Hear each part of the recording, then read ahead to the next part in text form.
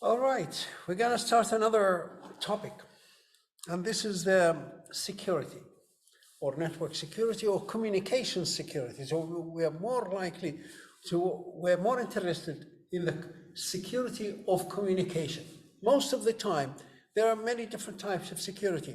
One main part of security is the security of a system.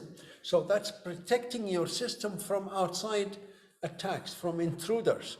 But that's fine that you can have anti-penetration applications, antivirus applications, having everybody do a login and authentication and identification when they're coming into a system.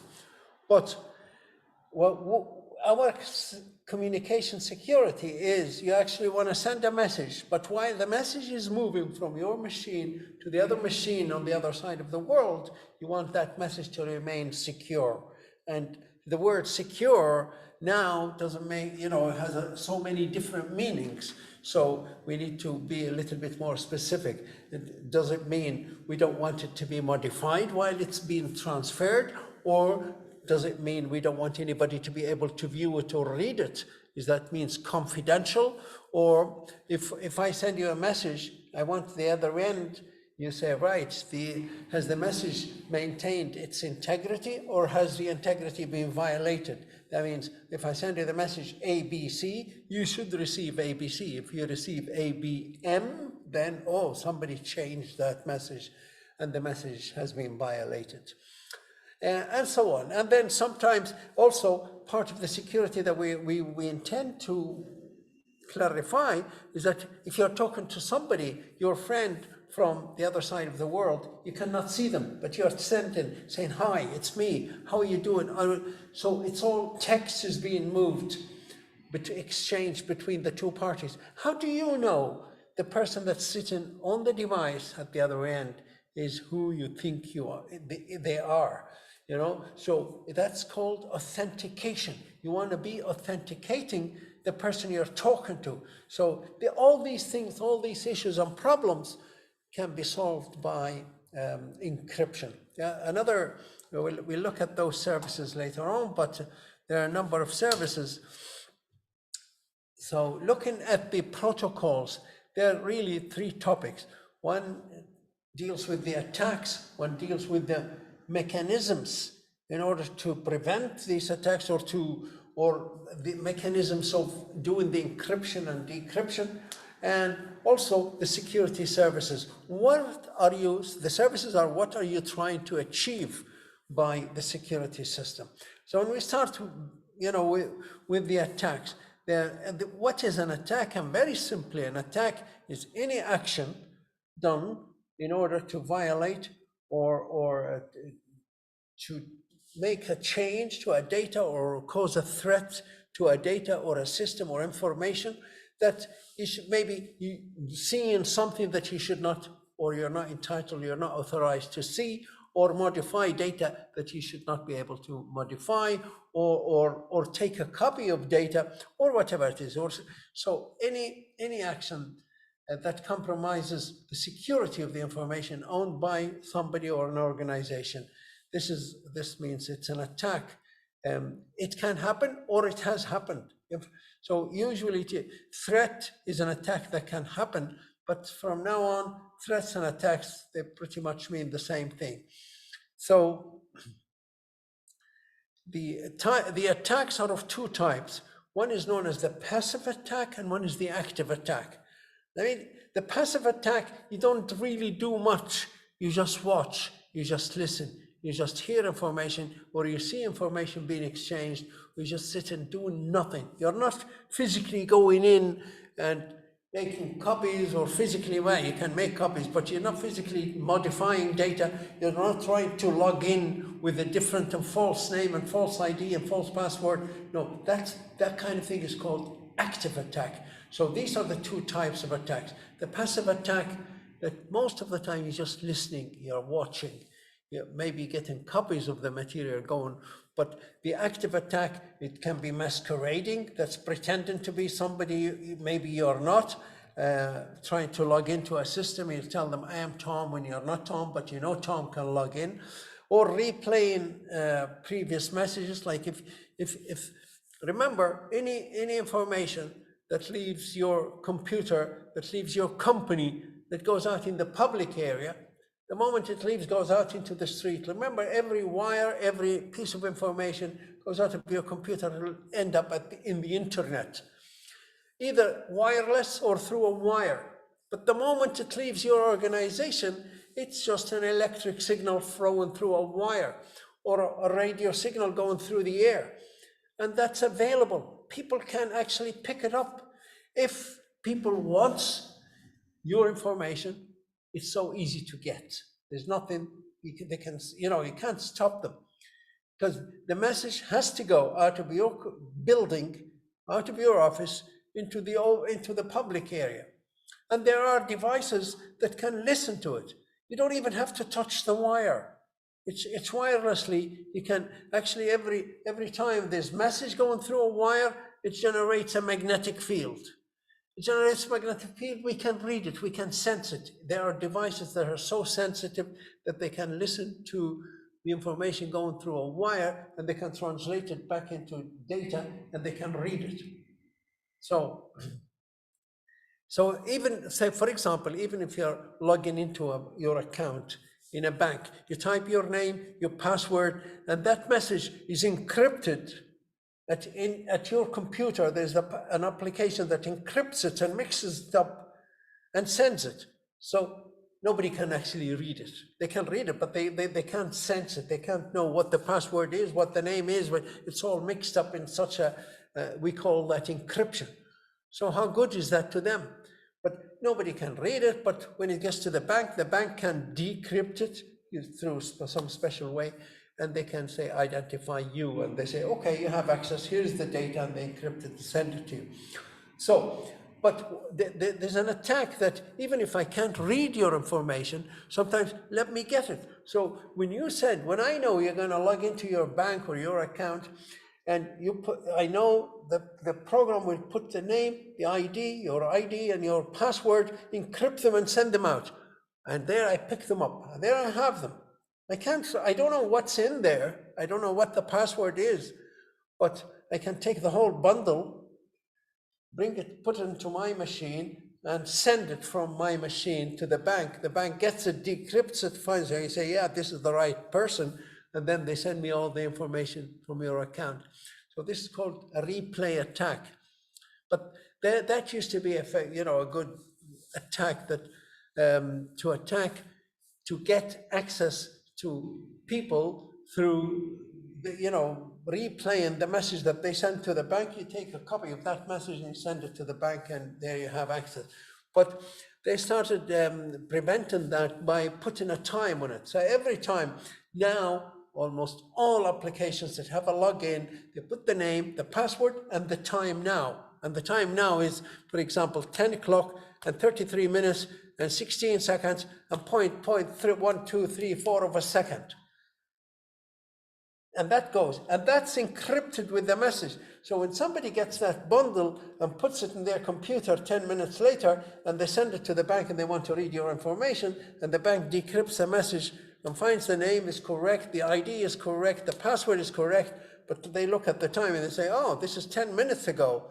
Oh, it doesn't take 10 minutes. It doesn't even take 10 seconds for a message to arrive. It doesn't even take 10 thousandths of a second. So if it takes any more than a couple of thousandths of a second, they say, this is a replay attack, and they cancel it, they throw it away. So that's called a replay attack. But to overcome it, you can, timing is included. Modifying message in transit, that's also another active attack, and used to be an attack that for ATMs, the way ATMs work in the older days anyway, they used to put in your card, and the ATM machine reads your information, your card, your account number, your detail, and then they ask you for the password, and you put in the keyword or the password. And also you say, what do you want to do? You want to withdraw money, and how much do you want to withdraw? And they put all this information in one packet, and it's encrypted, and the ATM sends it to the bank. The bank gets it, decrypts it.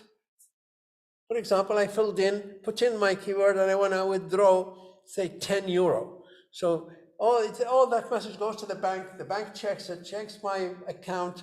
Oh yeah, it has 10 euro, right. Deduct 10 euro and send back a message to the ATM and say, pay 10 euro. So the cash machine or the ATM goes, and 10 euro comes out. But if I could be sitting just before the machine and my message went out and now I'm waiting for the bank, it only takes a second or two for the message to come back. There it is, it's coming back. And as it comes here to say pay 10, I just increase few zeros in front of the one, and suddenly the cash machine says pay 1,000. So I end up getting 1,000 euro, but out of my account only 10 euros are gone. So that's called modifying. That's modifying a message in transit, but you can modify any message that's being transmitted along the wires.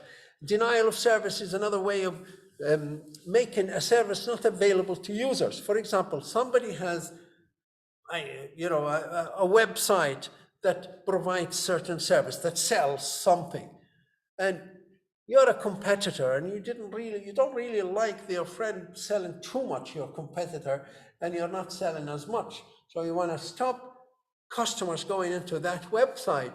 So what you do, you pretend to be a customer, you write a program, and you know how things are. If you want to see any website, you send the address of the website, goes to the server. The server sends you the front page, gets displayed on your machine. This is how things work on the internet.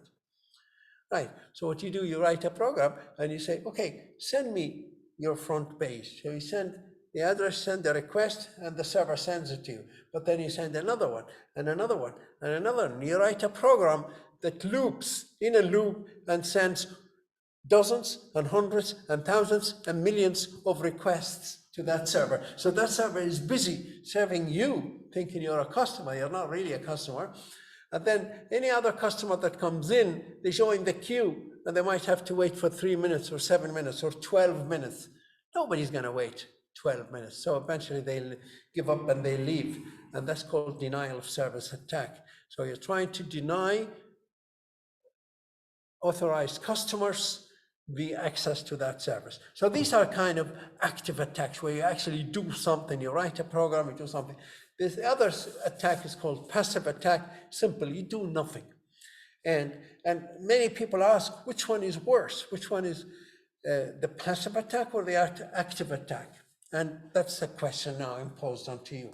If you say the active attack is worse, then you could be right. You could be right, but maybe you're not right.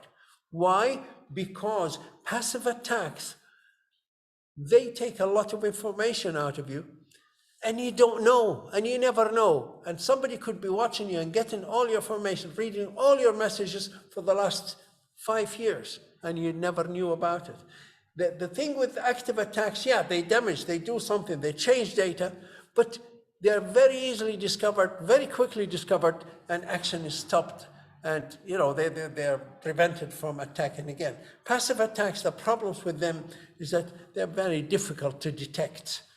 But okay, they may not cause a lot of damage initially, but they keep taking that information. You think you're securely talking to somebody, and you realize 2 years later, it wasn't secure, everybody was listening to you, and so on. So let's get now to services. So that's just a brief idea about attacks. Let's get now to services. Services, that's what do you want to provide using encryption systems.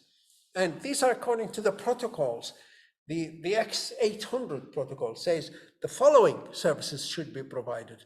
And they go into details into defining each one of those. It says confidentiality. That's the first thing. What's a confidential? Like if you receive a mail, real post, a letter with the word confidential, what does it mean? It means maybe only you should read the message, maybe, but that's not really the true meaning of confidential. So confidential data is data that can only be seen or read by authorized users, not by one user. There could be 1,000 authorized users. So confidential means it's the protecting the data from unauthorized disclosure. That means only authorized individual can see it. Integrity, we've already mentioned integrity. Integrity of the data, that means the data has not been modified in an unauthorized way. If the data has been modified, but if it was meant to be, it's okay to modify, then that's not an attack on integrity. Integrity only if the data is sent, but along the way, somebody came in who they should not have, modify the data, and they did modify it intentionally, but they weren't authorized to do so. Then that's the integrity has been violated. Availability is making sure that a service or data or whatever, but generally a service that's available, not to everybody, no. So you have, see, the word authorized is a very good word to start using now in the security and encryption topic. So availability, it doesn't mean that a service is available. When you say a service has to be available or should be available, that means it might be available to everyone. No, that's not what we intend to say. You need to say available to authorized or legitimate users. So if, say, we have a printer, if you are not supposed to be able to print on it, you can't say, well, that service is not available. There's a denial of service attack happened there. No, you weren't supposed to use it anyway. That printer is only, for example, for a group of users. So now, if one of those group of authorized users cannot use it, then that's availability has been attacked. But it should be available to only the authorized users.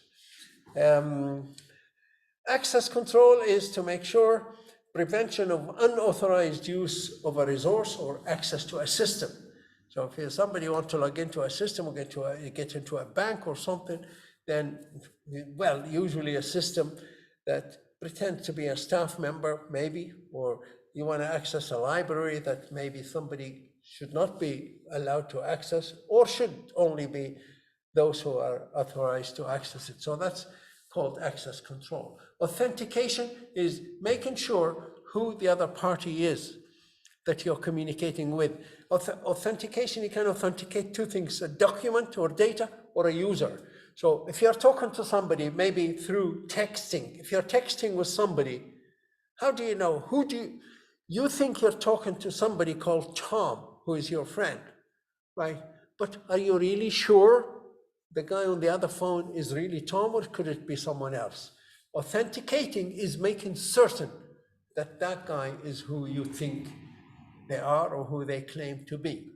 So authentication is assurance that the communicating entity is the one claiming to be.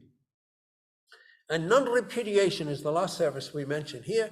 And non-repudiation is not being able to deny a message was sent. If you do send a message, you cannot say, I did not send that message. Like if somebody sends a message and then they come and they say, hey, you sent us a message, they might say, no, I never sent that message. Being able to deny it, it's not a good thing. So security system and encryption can actually prevent somebody from denying that they have done or they have sent a message when they actually sent it in reality, right? So right now, our previous systems, anybody can send and say, oh, I didn't send it. Even if your name is at the end, like you send to somebody an email, you say, hello, listen, come up and meet us tomorrow at 10 o'clock, tomorrow morning. And they go out there and then you don't turn up. And they say, but why didn't you turn up? I say, where? We weren't supposed to meet, or, we received an email. You sent us an email. You say, no, I didn't send it. Even if you did send it, you could actually deny that you've sent it. It could have been someone else who sent it and put your name down underneath. That's what, it's possibilities. The possibility is always there. But with encryption system, we can remove that possibility. If you did send it, we know for certain it's 100% you did send it. And that prevents this non-repudiation or the denial that you did send a message. So in general, confidentiality is my data hidden from unauthorized individuals. Integrity is my data has been unauthorizedly modified or illegally modified. Availability is, can I reach that service, or am a legitimate customer? can I access it or not? If I can access it, then it's available to me. If I cannot, then there's a denial of service has happened. The attack is called denial of service. The service is availability in this case. Authentication is, who am I really talking to? Am I really talking to that guy? Who is texting me and me giving them all that information? I thought, it was such and such. Is it really such and such? Authentication is making sure I know who I'm talking to. Right, security mechanisms. There are a number of mechanisms. One of them is encryption. It's known as encipherment. They're digital signatures. They're all based on encryption. Data integrity, authentication. Security mechanisms. We need labels, trusted personnel and trusted organization, audit trails, security recovery if some attack happens. But we just want to have a brief introduction to encryption. How does encryption work? Right. It started with initial communication, and in the older communication and security and encryption books, they say user A and user B, and eventually instead of A, B, and C, they started giving them names, and they called Alice A for Alice, and then the other party called it Bob. So once they started in the first security book that used them, then they became very famous. Alice and Bob are two personnel in all security topics and security textbooks. So these two, Alice and Bob, are friends, and they've been friends for a while. They went to school together, actually, and they finished college, and they started communicating with the introduction of these mobile, or not mobile phones, but wired phones. So they needed to send their exchange messages on telephones. And then the internet came about, and they were even happier because it's a lot cheaper now to communicate over the internet. And it's so simple and easy and straightforward. But then it started getting a little bit complicated, and the internet network started getting bigger networks and more networks and network providers and so many things, and also people listening to your communication, so they could actually tap in, and they call it eavesdropping, and that's the first kind of attack that started. These people started feeling that somebody knew what they were talking about, and yeah, there were some very nice people, not very nice people. Mallory is one of them. That's a name that says, right, I'm going to know what these guys are talking about and listen to them. And the attacks went even further by intruders who started intruding between those two communications. So this young lady, Trudy, is another devil that says, right, let me pretend to be Bob, and I'll send a message to Alice. Alice is a little bit simple, and you send her and say, hello, Alice, are you there? This is Bob. And Alice really falls for it. And Trudy used to take her to town, with that. And then Trudy got even better, and she started actually communicating with the two of them almost at the same time. She sends a message to Bob and says, I'm Alice, and Bob responds. She gets it, or she sees the message, and she sends another message to Alice, and Alice started getting all these mixed messages. And possibly Trudy wanted to break up those two. Eventually, Trudy got even better at it. In fact, Jackie stepped in. This was a friend of Trudy. Jackie actually hijacked all the line completely between those two. And there's another attack called Man in the Middle. Man in the Middle has total control over a communication between two parties. Goes in, pretends to be the other, and sends and exchange messages with one of the parties, and almost simultaneously talk to the two of them. But everything goes through this attacker. All messages come to it, stops there, remodifies messages or resends new messages to the other party, and really had the two of them mixed up completely. So there are a number of attacks: eardropping, inserting messages, impersonation, pretending to be someone else, denial of service attack, hijacking communication lines, and so on. So hence, encryption is very important. So let's talk about encryption, see how it will eventually solve these issues and those problems. And encryption, there are two, you can classify encryption based on a number of things. One of them is Is this a block encryptor or block cipher or a stream cipher? What's the difference between them? It's if you take a file, you want to encrypt it. Do you read it one character at a time, or one symbol at a time, or one byte at a time? For example, you take a character, A, encrypt it. It turns into an S, for example. Take the next character, maybe B, turn it into a Q, or something like that. So you change it, but you change them one character at a time, and we call this stream cipher. So you take the data one byte at a time, or one character at a time, or one symbol at a time, whatever it is. Usually it's a byte or a couple of bytes, and take them, encrypt them, get the next one, and so on, until you finish the file or the stream. So they call this stream cipher. The other one, slightly different. The other one, you take a block, you take 100 characters or 100 bytes together, one block, or 100 numbers, or a line of message. You take one single line and mix up all the characters in it, or encrypt it and send it as one block, and take the next block. So some people say block cipher is better, stronger, more secure. Some say stream cipher is better. So if you take a stream, if you just take characters, you take A and you turn it into one of the other 26 characters, 25 characters. Then every character, you have 25 different possibilities to turn it into another. But if you take a block, and you don't even have to change the character, but you change their positions or something like that, you can have even bigger, multiple kind of possibilities. So that's one way. Is this a stream cipher or is it a block cipher? That means, are we taking one block at a time, or are we taking one item at a time? The next way we can look at encryption systems is, are they substitution ciphers or are they transposition cipher? What's substitution? What's transposition? Substitution is you take a character or a block of characters. For example, you take and substitute it, replace it. Here's an example.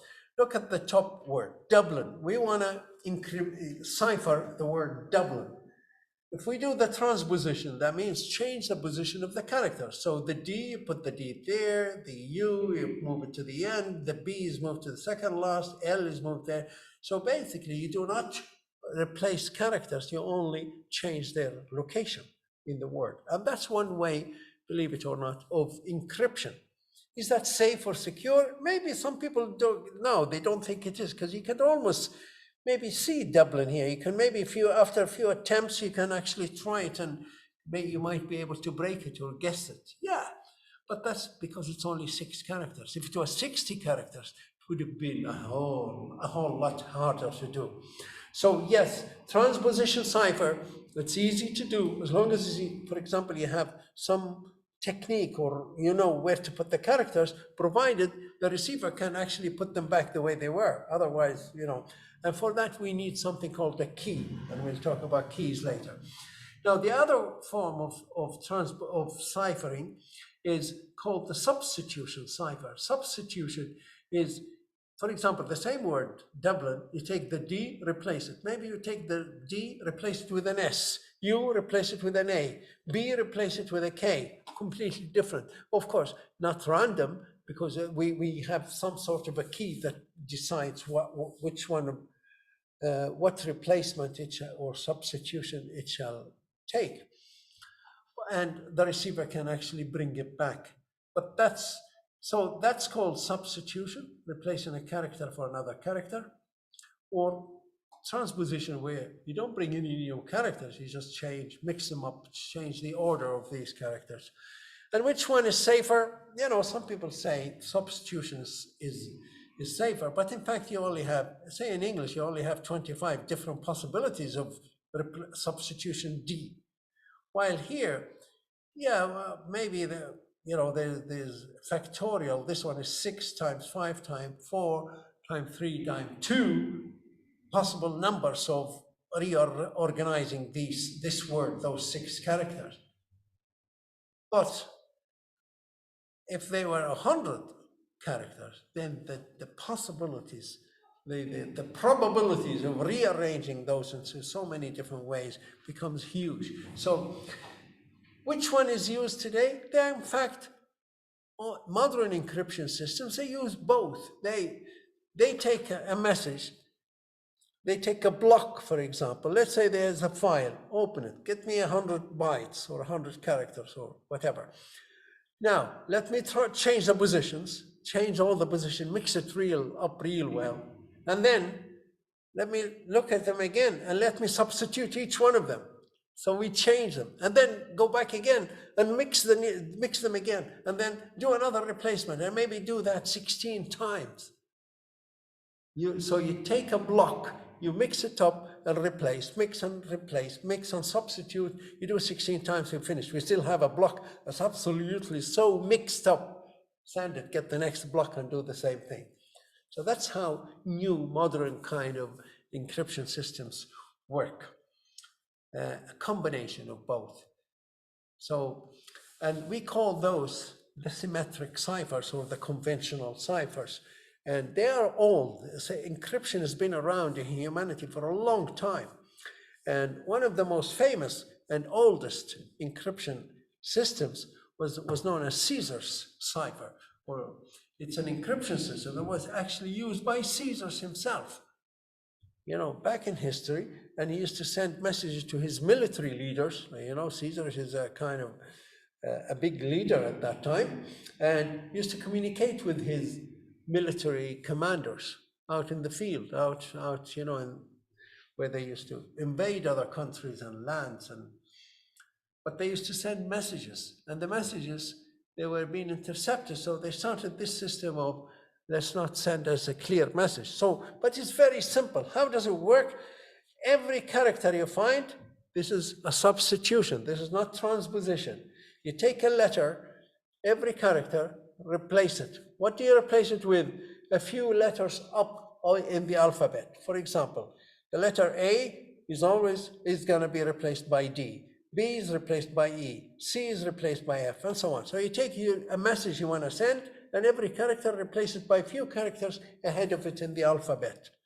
And when the receiver receives it, for example, receives the D, you say, what does the D mean? Step backward, 1, 2, 3, 4, and it means replace it with an A. The E, replace it with the, there it is. So if the receiver receives this mixed up message or ciphered message, it finds the D, you say, okay, what am I going to replace the D with? Well, step backward, 1, 2, 3, and there it is. You still replace the D with an A, the E with a B, the F with C, and so on. So how many characters do you step forward or step backward? That's what we call the key. So it's a very simple system. To encrypt, you move forward. To decrypt, you move back. How much do you move forward or how much do you move back? That's what they need to agree on a key. So here's an example. Here's a key 4. This is how, if you're asked to describe Caesar's cipher. First, there's a template. All the characters of the language are there, and they're given numbers, numerical value. Generally, they start from 0 to the maximum number, whatever. So if this was English, English has 26 characters. So you write the alphabet, A, B, C, all the way to Z, and starting from 0, 1, 2, 3, all the way to 25. So this is the template you need. Now there are two experts. One is the one who's going to encrypt the message. So you take a message. Let's say you take this sentence, one world. This is Caesar's cipher. It's a substitution. That means every character is going to be replaced by another character. The sender and the receiver agree on a key, and the key has to be a number between 2 and whatever, 25, the maximum number. So let's say this time we agreed on 4. So every character is going to be replaced by 4 characters ahead of it. But how do we do it? Say if you want to write it write a program on a computer. First you say, take that message, write it down. Go and find the numerical value for that character. So character O, which is O here, what value does it have? 14. So there it is, 14. So we get all the character values or the numerical value for each character. Now, our key is 4. Let's then do the encryption. 14 plus 4, 18. 13 plus 4, 17. 4 plus 4 is 8. So every character, we increase its value by the key, by 4. And there it is. And And then we look and translate the number. So 18, what's 18 now? Translate the new numbers back into characters. So 18 is S. So in fact, we already done, we changed the O into an S. So we went 4 ahead of the O. Here's the O. If we say cipher the letter O, we go 1, 2, 3, 4. So replace O with an S. What about the N?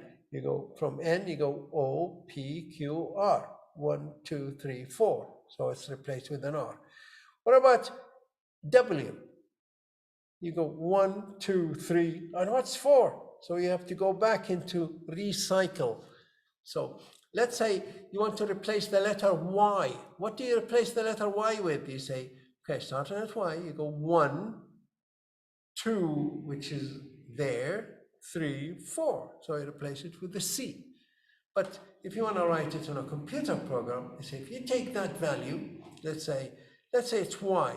That's what we call here the ciphered character equals the plain text character. The plain text character is the ordinary plain message plus the key, but modded by 26. Modded by 26, that means divided by 26 and then take the remainder. And that will, it works like you're recycling the number after 25, go 26. So if it was Y, which is the letter 24 or the number 24, 24 plus 4 is 28. Divide 28 by 6 is 1 and the remainder is 2. That's what 2 is, C. So if you start at Y and you go 1, 2, 3, 4, it has C, the letter 2, and so on. So it's very simple. C's are simple. If you are asked to encrypt this message, all you have to do is say, oh, the letter O, what's the key? You need to know what the key is. If it's 4, you go 1, 2, 3, 4. That's replaced by an S. The W, the O, 1, 2, 3, 4, it's S. D is replaced by, that's the D, 1, 2, 3, 4, replaced by H. And that's it. And that's now the sentence, one world is substituted or encrypted as SRI-ASPH. Now, when this message is sent, nobody actually can tell very quickly that this SRI-ASPH is actually encryption for the one world. It's nothing like one word. It's very, very difficult to actually suss it out.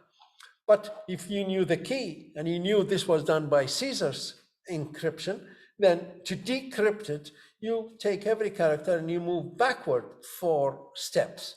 And if you want to write a program, you say, you take the ciphered message, which is SRI, the numerical value for that, minus 4, and whatever you get there, you mod it by 26. So if you go backward, for example, the letter C, you go back 1, 2, and from A, you go back all the way to Z, 3, 4, and that means it's 24, and the letter Y.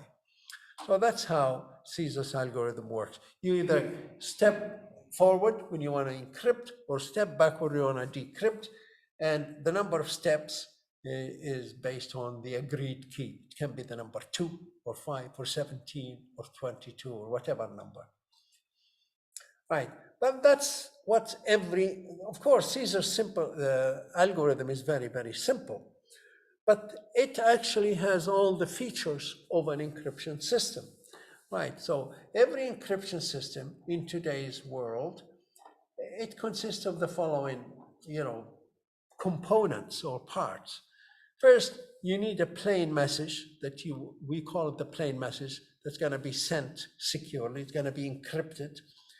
And that goes into an algorithm. The algorithm is the one that's going to add 1 to it, or add 2, or add 3. What's 1 or 2 or 3 is the key. So it takes the key and takes the value of that message, and it's going to do the addition operation.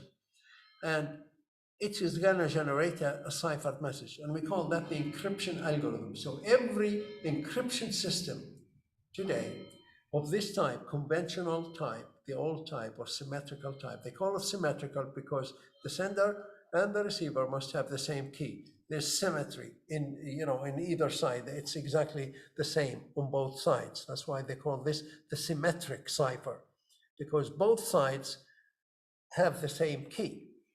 But every encryption system shall have a plain message, shall have this important part, that's the encryption algorithm. This is the part that does the job, that calculation, whatever calculation is required, and it needs a key. So it takes the key, it takes the plain message and generates a ciphered message. That's the algorithm. The ciphered message is the one that's sent through the insecure locations or channels. But when it's received by the receiver, they have a similar encryption to a similar algorithm. It's in many cases, it's the inverse or the reverse of the encryption algorithm. In some cases, it's exactly the same algorithm, but many cases it's in reverse. So if this guy adds, this one subtracts, if this guy multiplies, this one divides, if this one, or so on, something like that. But anyway, that algorithm, like we've seen in Caesar's algorithm, takes the message and takes the key, and it's a little bit similar to this, to the encryption algorithm, but it's in reverse. So it subtracts from it, and it should produce the original message, the plain text message. So these are the components of any encryption system. The plain message, the encryption algorithm with the key, produces the ciphered message that at the receiver end, it can be used as an entry into the deciphering or decryption algorithm, and with the key, same key. Remember, same key, it's important because the new systems don't use the same keys, and they don't call them the symmetric system. They call them the asymmetric. So it's important to remember that these keys are the same. And they go into the deciphering algorithm, and that should generate the plain text message again. So you should take now a minute and try to decrypt this message. This message was encrypted using Caesar's algorithm with the key 3. So you need to decrypt it using the key 3. And this message, there was a message, plain text message, that was encrypted using the key 5, and you should be able to decrypt this using the key 5. So in this one here, you need to step every character back 3 locations and write the new character in each one and read the message. And this one, you should step back 5 times and put that character. And if the character is too close to the A, then it will probably recycle back. We're going to stop at this point. You go and try and break this message or decipher those 2 messages. Thank you very much. Okay, but let me just point out, to decipher it, you actually need to go and use this template. See at the top here, this is the main template that you need to move backward in that case to decipher the message.